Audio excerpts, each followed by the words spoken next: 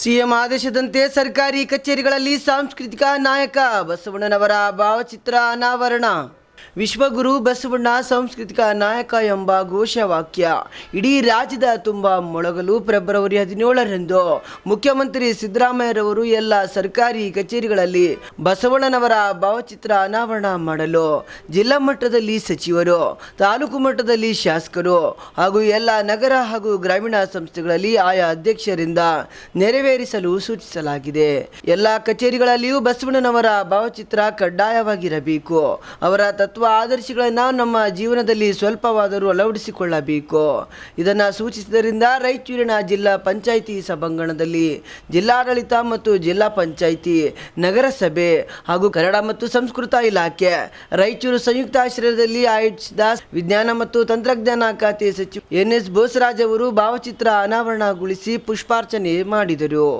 ಈ ಸಂದರ್ಭದಲ್ಲಿ ರಾಯಚೂರು ಗ್ರಾಮೀಣ ಜನಪ್ರಿಯ ಶಾಸಕರಾದ ಬಸನಗೌಡ ದದ್ದಲ್, ಜಿಲ್ಲಾಧಿಕಾರಿ ಚಂದ್ರಶೇಖರ್, ಎಸ್ಪಿ ನಿಖಿಲ್ ಬಿ ಸೇರಿದಂತೆ ಅನೇಕರು ಉಪಸ್ಥಿತರಿದ್ದರು.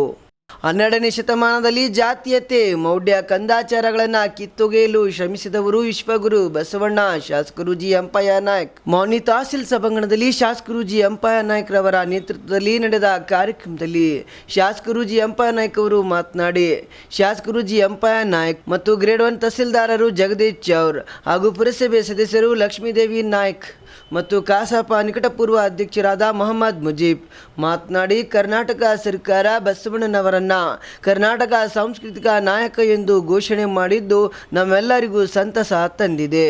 ಬುದ್ಧ, ಬಸವ, ಮಹಾತ್ಮ ಗಾಂಧಿ, ಅಂಬೇಡ್ಕರ್ ಈ ಎಲ್ಲ ಮಹನೀಯರು ಆರೋಗ್ಯಕರ ಮನುಷ್ಯತ್ವದಿಂದ ಕೂಡಿದ ಸಾಮಾಜಿಕ ವ್ಯವಸ್ಥೆಯನ್ನು ಬಯಸಿದವರು.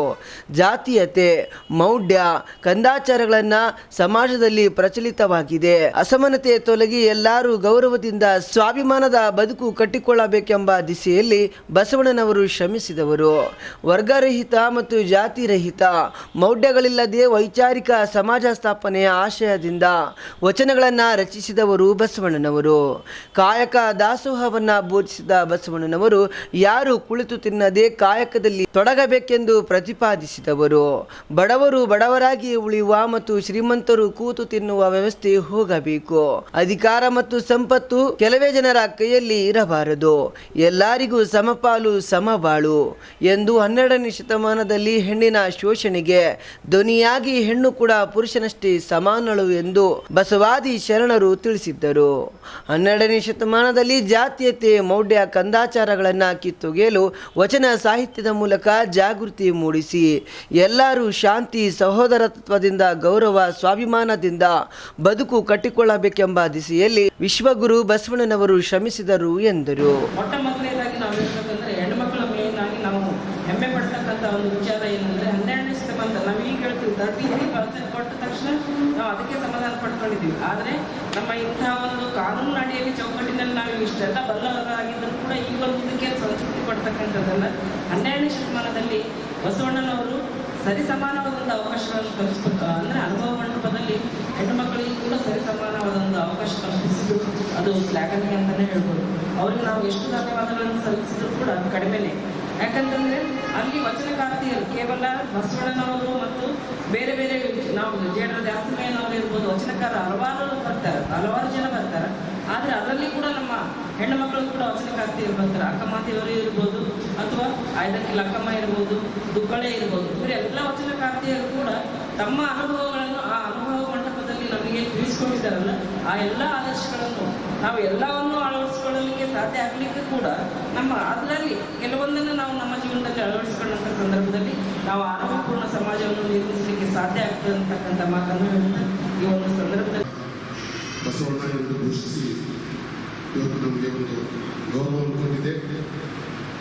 ಯಾಕೆಂತಂದರೆ ಬಸವಣ್ಣವರು ಯಾರನ್ನೂ ಕಡೆಗಣಿಸಲಿಲ್ಲ.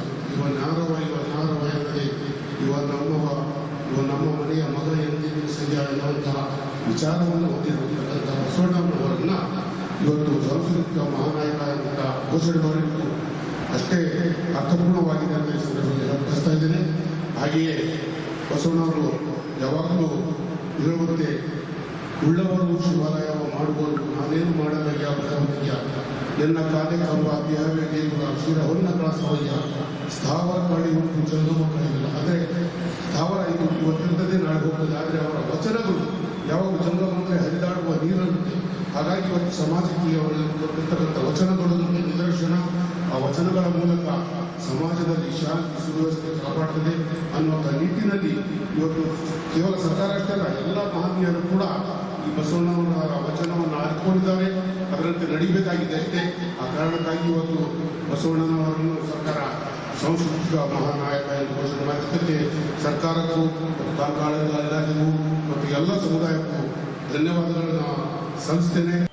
ಈ ಸಂದರ್ಭದಲ್ಲಿ ತಾಲೂಕ್ ಪಂಚಾಯತ್ ಇಒ ಖಾಲಿದ್ ಅಹಮದ್, ಗ್ರೇಡ್ 2 ತಹಸೀಲ್ದಾರರು ಅಬ್ದುಲ್ ವಾಹಿದ್, ಪುರಸಭೆ ಮುಖ್ಯಾಧಿಕಾರಿ ಗಂಗಾಧರ್ ಸೇರಿದಂತೆ ಇನ್ನು ಇತರೆ ಇಲಾಖೆಗಳ ಅಧಿಕಾರಿಗಳು, ಸಿಬ್ಬಂದಿಗಳು ಮತ್ತು ಮುಖಂಡರು ಇದ್ದರು.